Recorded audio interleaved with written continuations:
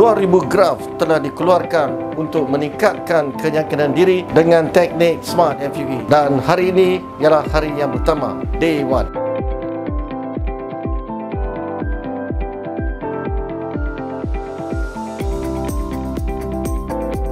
Inilah desain yang kami lukis untuk dia, dan desain ini ialah untuk male pattern hair loss level 3. Inilah hairline dan kita dapat melihat inilah dipanggil irregularity, supaya rambut bila neck nampak macam natural, dan kawasan sini ialah dipanggil the fall off.